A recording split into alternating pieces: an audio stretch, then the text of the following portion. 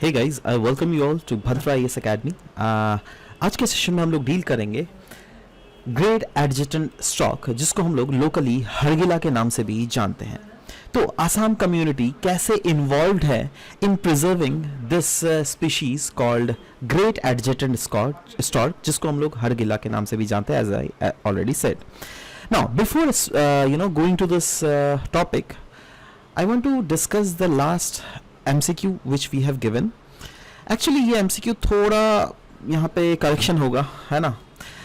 Question दिया गया था, कंसिडर द फॉलोइंग स्टेटमेंट। दो स्टेटमेंट्स दिए गए थे। सबसे पहला स्टेटमेंट था Assam registered the second highest death rate per lakh population in road traffic incident after Arunachal Pradesh, but ये मेंशन नहीं था दैट इन इंडिया या फिर in north east India, right. So I wanted to ask in the north east India. अगर in the north east India डालता then तो पहला वाला option would have been correct, but क्योंकि ये डाला नहीं हुआ है तो yes there is a confusion.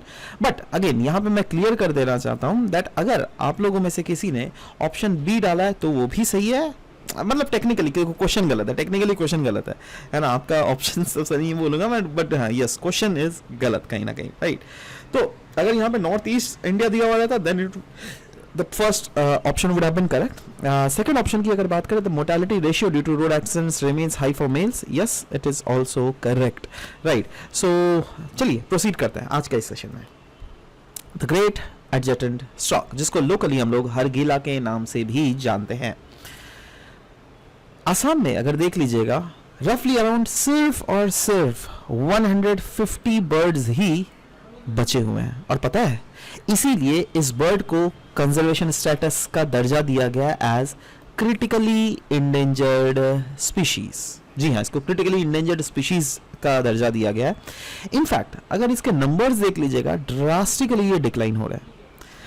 अगर इंडिया में देख लीजिएगा आसाम के साथ साथ बिहार स्टेट में भी ये देखने को मिलता है, और अगर वर्ल्ड पॉपुलेशन अगर इसका देख लीजिएगा तो थोड़ा साउथ ईस्ट एशिया के कंबोडिया में भी हम लोग को ये ग्रेट एडजटेंट स्टॉक्स देखने को मिलते हैं। Now the question is that जब हम लोग इनके बचाने के बात बोले जा रहे हैं तो क्या क्या इसको थ्रेट फेस किया जा रहा है। सबसे पहला जो थ्रेट है, इसका घर छीन रहा है। अगर आपके घर को मैं आपसे छीन लूं तो आपका हैबिटेट तो लॉस हो जाएगा ना। वैसे ही इनका घर मेनली क्या है, फॉरेस्ट एरियाज और वेटलैंड एरियाज, और आप तो देख ही रहे हैं दैट रीसेंट फेजेस में वेटलैंड्स जो है इसको डिस्ट्रक्शन किया जा रहा है, फॉरेस्ट का डिस्ट्रक्शन किया जा रहा है, राइट।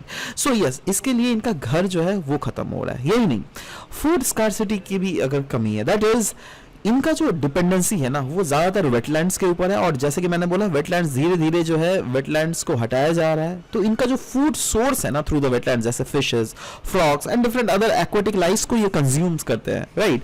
तो वही इनको नहीं मिल रहा है। तीसरा, ह्यूमन तो ऑफ कोर्स है ही, क्योंकि ह्यूमन ऑफ कोर्स बहुत सारे ऐसे कम्युनिटीज हैं जो कि इनको पोचिंग करके खा रही हैं, राइट। तो इससे जो इनका पॉपुलेशन हो रहा है वो नेगेटिवली इम्पैक्ट हो रहा है। यही नहीं, बहुत सारे तो ऐसे समय कुछ न्यूज़ देखने को मिलता है। फॉर एग्जाम्पल एक मोरीगांव में एक बील है जिसका नाम है शारोन बील। वहां पे कुछ कॉलोनीज रहते थे ग्रेट एडजटेंट स्टॉक्स के, वहां पे नेस्ट करते थे, बट अचानक से मिस्टीरियस कंडीशन में देखने को मिला दैट ये डिसअपियर कर गया।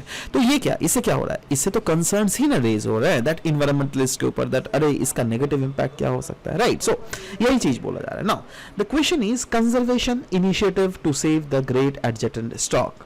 ऐसे क्या क्या कंजर्वेशन इनिशिएटिव्स लिया जा सकता है जिससे इन स्टॉक्स को सेव किया जा सके।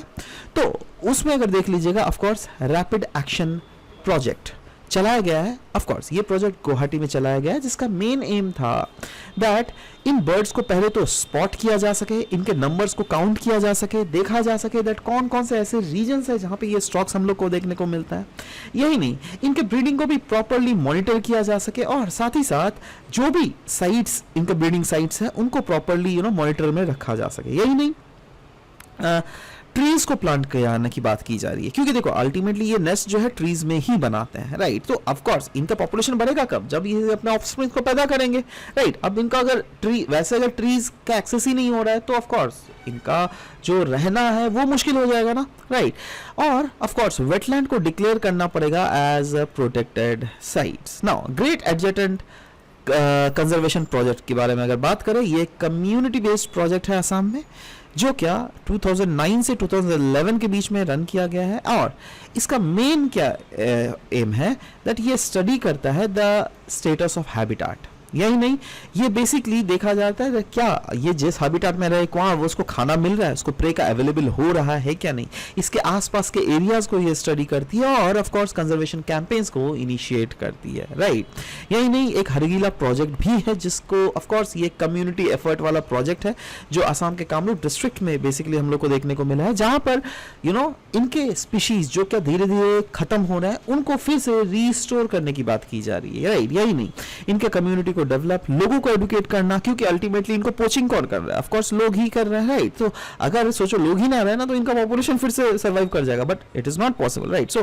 कहीं ना कहीं वही बोलो दैट लोगों को एडुकेट भी करना पड़ेगा दैट हरगिलाज के बारे में, दैट इनके इकोलॉजिकल इंपॉर्टेंस क्या है, राइट। और हम लोग को वेटलैंड को रिस्टोर करने की जरूरत है, रीजनरेटिव एग्रीकल्चर करने की जरूरत है। कहीं ना कहीं फॉरेस्ट को रिस्टोर अगर करेंगे तो we can make sure that इनके जो पॉपुलेशंस है जो कि डिक्लाइनिंग हो रही है उनको हम लोग फिर से रिवाइव किया जा सके। यही नहीं, और भी एक इनिशिएटिव है जैसे रिसेंटली न्यूज में भी था रिगार्डिंग हरगिला आर्मी, आप लोगों ने सुना भी होगा।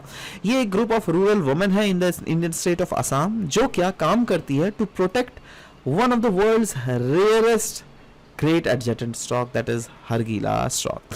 तो ये तो कुछ हम लोगों ने एफर्ट्स देखे, बट डिफरेंट अदर एफर्ट्स भी हैं जो कि ऑफ कोर्स बहुत सारे आर्टिकल्स में रहते हैं, राइट। और of course undoubtedly this is very very important for your exam as well, क्योंकि देखो ये जो है ना एक क्रिटिकली इंडेंजर्ड स्पीशीज है जो क्या ऑफ कोर्स आपको आसाम एंड बिहार में देखने को मिल रहा है। तो यस, जब इसके सिर्फ और सिर्फ 150 स्पीशीज ही बचे हुए हैं तो इसका प्रोटेक्शन जो है is of very very vital importance, right. So इसीलिए यहाँ पे बोला गया दैट इसके कंजर्वेशन के लिए बेसिकली वेरियस कंजर्वेशन प्रोग्राम चलाए जा रहे हैं और इन कंजर्वेशन प्रोग्राम्स में जो लोकल कम्युनिटीज है ना उनको भी इन्वॉल्व किया जा रहा है। यही नहीं, पॉलिसी मेकर्स को भी हेल्प किया जा रहा है जिससे क्या वो इम्प्रूव कर सके इनके कंजर्वेशन स्टेटस, है ना।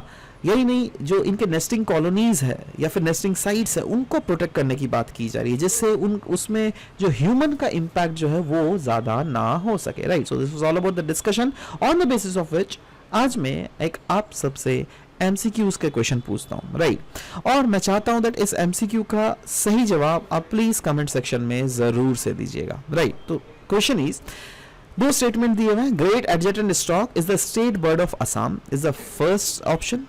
दूसरा is in India they are found in north eastern states only. नीचे आपको देना है कौन सा इसमें करेक्ट ऑप्शन है, 1 only, 2 only, both 1 and 2, neither 1 nor 2। नीचे कमेंट सेक्शन में बिल्कुल अपना आंसर्स लिखिएगा। I will be waiting for your answer to come. This was all about the discussion that we had for this very session. मिलते हैं आप सबके साथ नेक्स्ट सेशन में। Till then bye bye, take care and thank you guys, thank you for listening to the whole video, thank you very much.